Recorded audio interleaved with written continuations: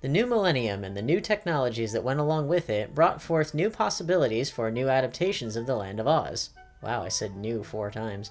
One such adaptation from executive producer Tim Burton was known as Tim Burton's Lost in Oz, but it was never produced. A pilot episode is said to have been developed in some stage or another, but the script is believed to have never been completed as no drafts have surfaced online. The details aren't really clear.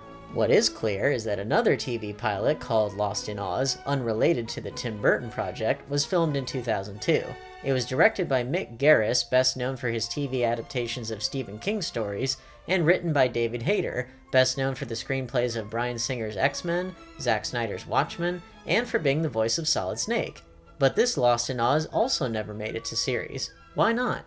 According to Oz.fandom.com, the series was picked up by Warner Brothers, but too much time had passed from when the pilot was filmed.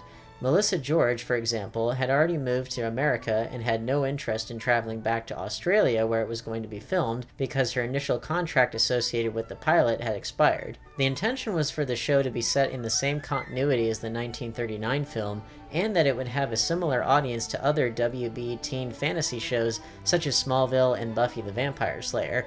It's really a product of its time, especially in the soundtrack department. There are songs by Moby, Incubus, The Smashing Pumpkins, and Radiohead all over the place.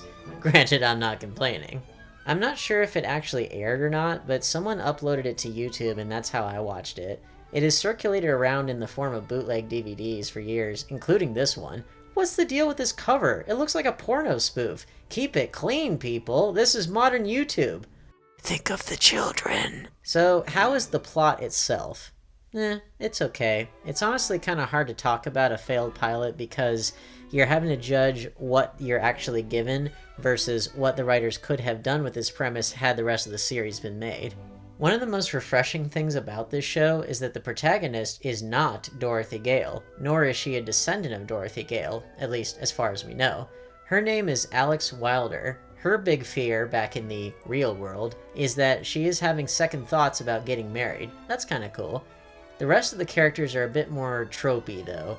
When Alex arrives in Oz via tornado, of course, she comes across a World War II-era pilot named Caleb Jensen, whose call sign is Scarecrow. He's basically Maverick from Top Gun, but the 1940s watered-down version.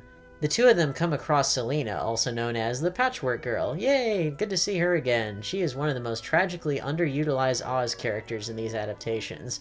Unfortunately, she's the edgy, gothy rebel type and doesn't look especially like a Patchwork Girl, but whatever. The three of them team up to stop the Wicked Witch, who has returned and has kidnapped Ozma. From what we're given in the pilot, it's a standard fish out of water, overthrow the evil powers that be kind of story. Mia Sara from Ferris Bueller's Day Off and Legend plays the Wicked Witch in this one, which is pretty cool. The implications of the pilot are that Alex is not only a magic user, but she might end up being a host of the Wicked Witch. They also set up a potential love triangle with Alex, Selena, and Caleb. Who knows where that might have gone if they'd have progressed past one episode. I watched the pilot on YouTube, so it's easy to find if you're interested. Just stay away from some of those bootleg DVDs unless you're 18 and over. Now, if you can believe it, there is actually a third Oz show called Lost in Oz, except this one was animated and did make it to series, lasting 2 seasons. But stick around a little bit later in Oztober before we talk about that one.